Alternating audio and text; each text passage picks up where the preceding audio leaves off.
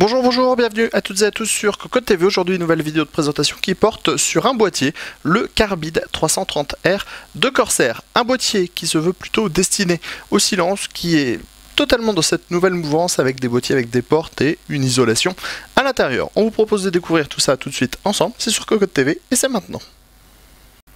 Nous voilà donc devant ce nouveau 330R, un boîtier au format ATX qui pèse dans les 7 kg, qui sera proposé à un tarif de 85 €.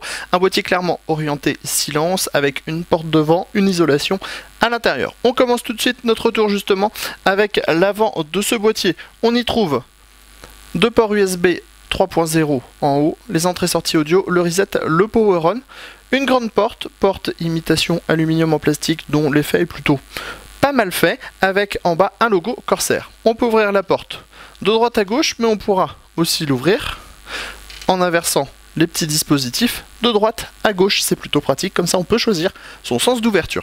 On trouve 3 baies 5,25 pouces. Les baies 5,25 pouces ont un filtre en mèche à l'arrière, mèche en plastique qui se retrouve également dans le bas avec un dispositif totalement amovible qui permettra d'accéder au ventilateur de 140 mm présent.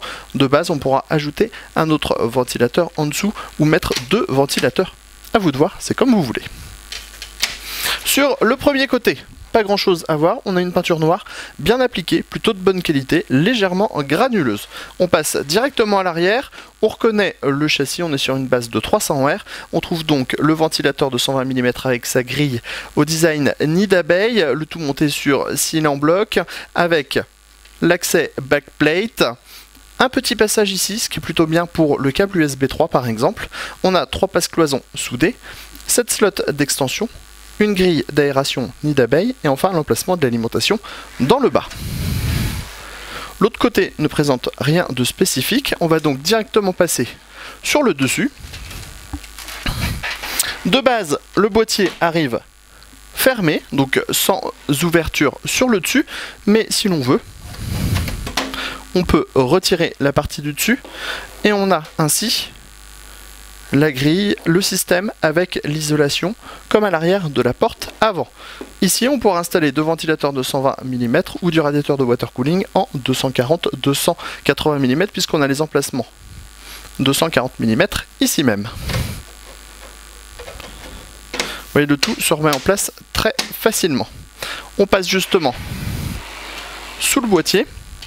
Sous le boîtier on a 4 pieds, des pieds moitié dur, moitié mou.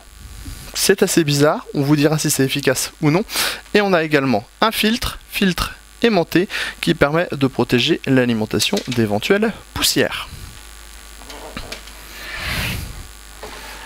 Tout de suite, on rentre à l'intérieur de ce 330R.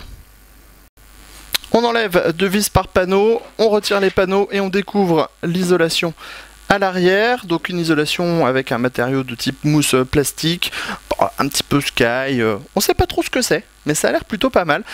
C'est micro perforé, on a la même chose sur le dessus ici dans la grille et à l'avant derrière la porte, mais également sur la seconde porte.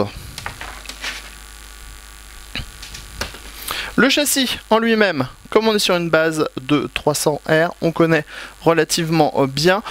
On a un châssis qui paraît très moderne à première vue avec un accès backplate, des plots directement moulés au niveau du plateau de la carte mère, des passages pour les câbles, pas de cache en caoutchouc pour ce modèle.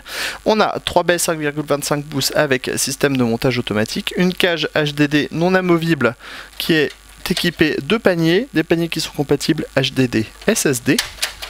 Dans le bas, on retrouve l'emplacement de l'alimentation sans plot en caoutchouc. C'est dommage puisqu'on est plutôt sur un boîtier isolé, donc ça aurait été bien d'avoir un système anti-vibration à ce niveau-là aussi. À l'arrière, on a le ventilateur de 120 mm, les 7 slots d'extension, le tout en montage par vis à main, les passes-cloisons soudées. Enfin, dans le haut, on a nos emplacements en 120-140 mm qui sont pour le moment dissimulés sous la grille amovible.